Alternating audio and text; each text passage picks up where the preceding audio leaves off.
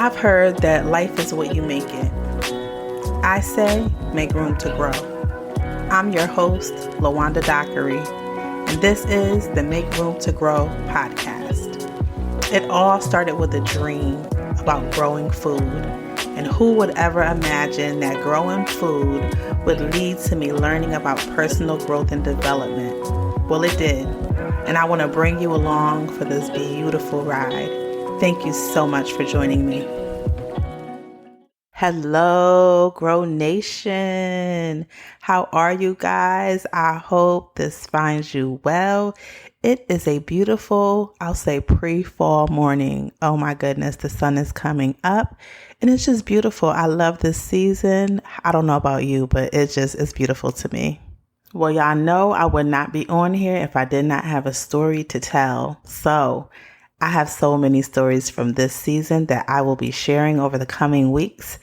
This week, I like to talk about fruit inspection.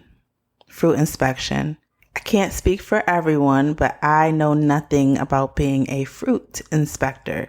I know when I go to the grocery store, you tend to look for certain things, maybe bruises, or if it's like an off color, sometimes you might get fruit that's not all the way ripened. It may be too green, so you might let it sit in the sun for a while. I'm not an expert on inspecting fruit, but I've had these sugar baby watermelon vines that I've been watching for a while now. Actually, I've been watching since the middle of July, so almost 2 months.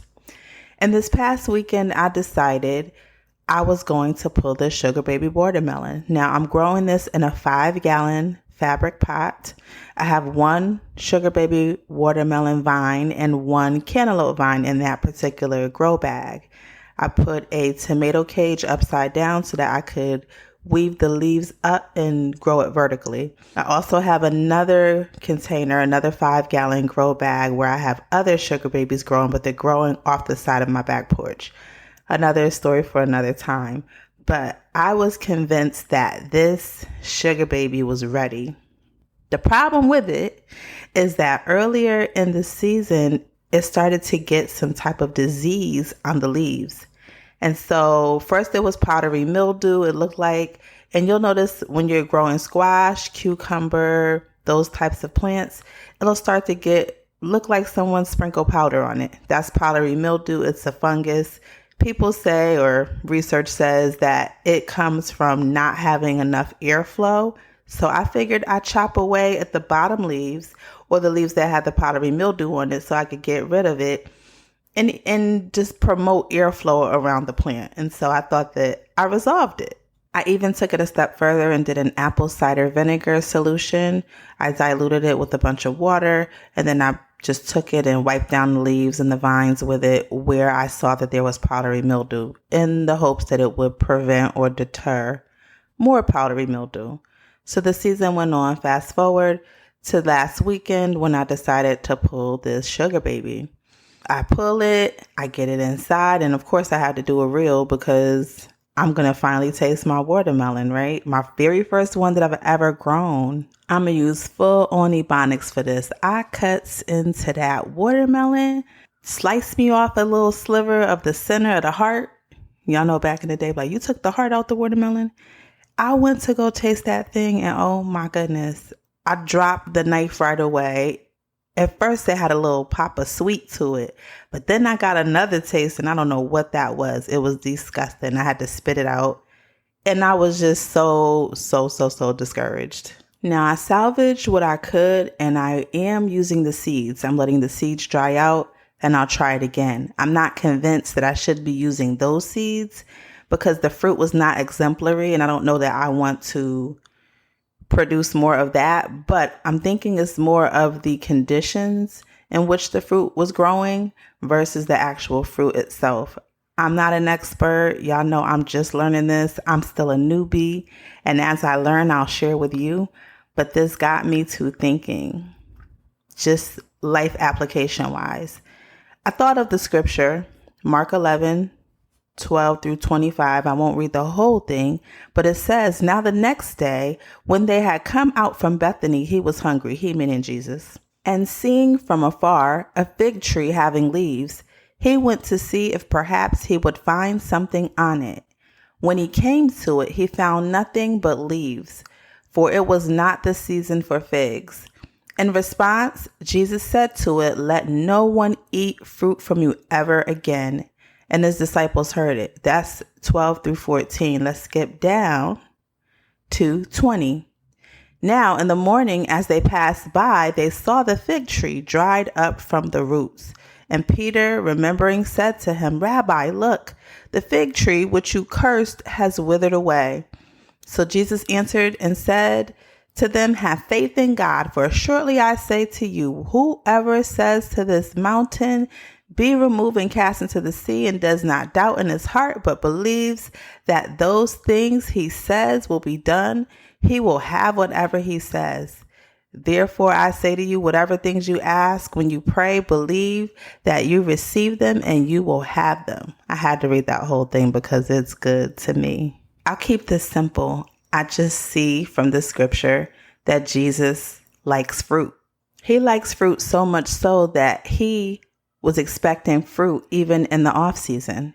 I won't exhaust that. You can examine the rest for yourself, but that scripture keeps coming to mind. So I have this fruit. I actually get the fruit, and the fruit is disgusting. In hindsight, I actually took out my phone to look at the earlier reels that I've done and posts that I've done on Instagram.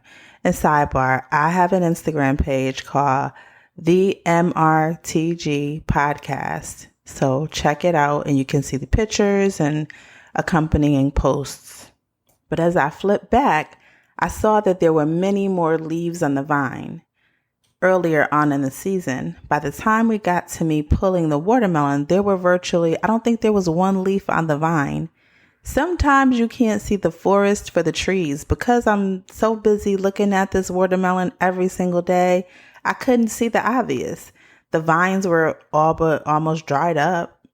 There were no leaves. You need leaves to even show that there's life coming to the plant. Of course, you could tell by the stem that was attached to the vine, somehow it was still getting some sort of nutrients, some sort of uptake of water, but it was obvious. And so I thought about our lives.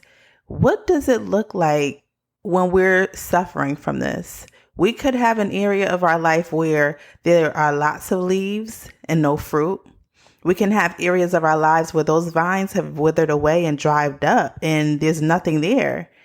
We are seeing some fruit, but maybe fruit was there from things you did in seasons past, and that fruit is no longer good. What is it that we can look at around us to show us those areas in our lives where we are being fruitful? I'll use myself as an example because who else am I going to use, right? I've always said that I want to go and reach the lost for Jesus. But I have to look at my life and see, is that fruit there? Am I winning souls for Christ? If not, then I'm not being fruitful in that area. So maybe I have leaves, but am I truly being fruitful? That's just me putting myself out there to give you an example. Think about other things. Think about professions that you've tried or businesses that you've started. Is the fruit there? You might want to do it. You may feel like you can do this and that you're the best thing since sliced bread, but is the fruit there? And if the fruit is there, is the fruit good? Maybe we have to just seek God about it and he can show us and give us revelation on those things that we need to know. But I had to bring this message to you about fruit inspection. Now, I have to leave on the note of hope. I have those additional vines that are growing. I know it's starting to get cold, so I don't know if they'll get fully ripened or fully grown or any of those things, but I will pull it earlier. I won't let it sit on so long so that it almost starts to rot. And then also I had a cantaloupe on that very same vine next to that watermelon vine in the same grow bag, also no leaves. And the cantaloupe was not as bad. It didn't get sweet yet. It wasn't fully grown, but I did taste it. I was brave.